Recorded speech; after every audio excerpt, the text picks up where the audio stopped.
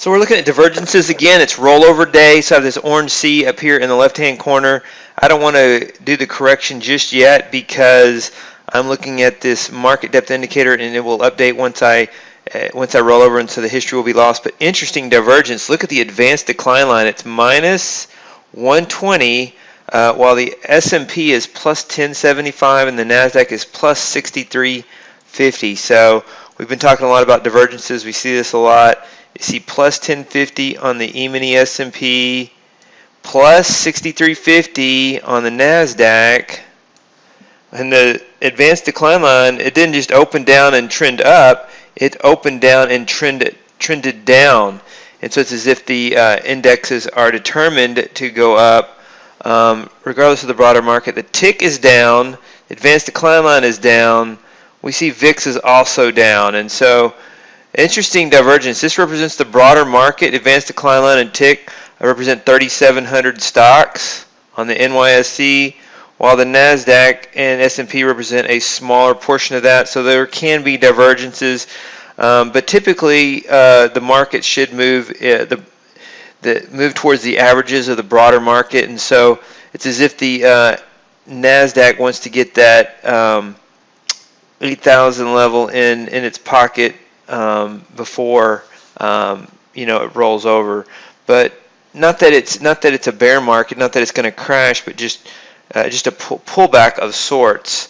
And so the price data freezes when I draw on it. So just a straight up market. Last night, Wednesday night, another China news. I guess Wednesday night is the night to move the markets on China news, and so big surge last night. This morning, Mario Draghi cut the ECB rate, and so bonds and gold are up a little bit. So interesting news. And so the market just wants to go up no matter what, and sometimes that happens, and it's good to capture those trends. You see this big surge last night, and if you can capture these trends, whatever they are, for whatever reason, those nighttime trends can be very beneficial and can be potentially profitable if you trade them correctly. It's less liquid, and so you'll get potentially more slippage, but more slippage can also mean bigger trends, which can then return and give you a nice trade.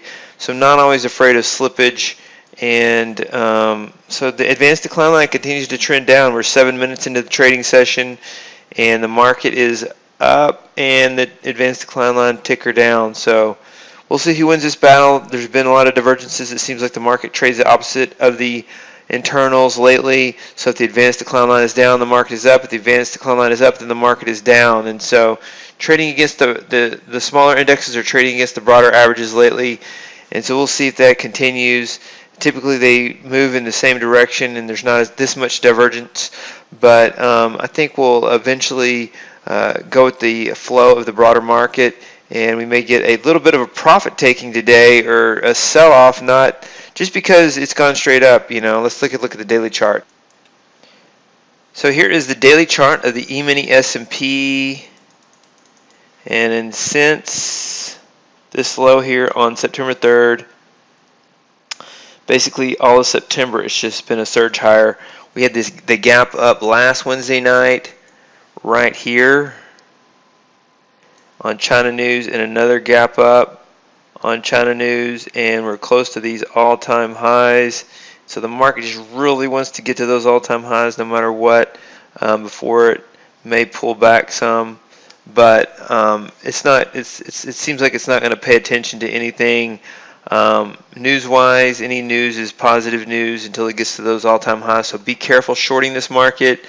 Look to manage your risk either way, long or short. And so we're still taking long and short trades based on the strategies, mainly long trades lately. So looking forward to seeing what happens when this market reaches all-time highs and another surge higher you see in the markets. Let's go back to the intraday chart, and so you see another surge higher, and then the advanced decline lines is still down, coming off its lows a little bit. So we'll see. We're just keeping an eye on this market. Market depth indicators, interesting, since midnight, this thing resets at midnight. You can change the reset date on the market depth indicator. Since midnight, it's negative. So you give a negative 1370 based on the number of the size of the order book. So there's been more selling in the bid than there has been buying into the offer since midnight. And so that could project more downside action in the short term, along with the market internals down as well, even though the market wants to reach for those new highs. And NASDAQ is 30 points from the 8,000 level. So we're watching these divergences and taking the trades, and we will keep you updated.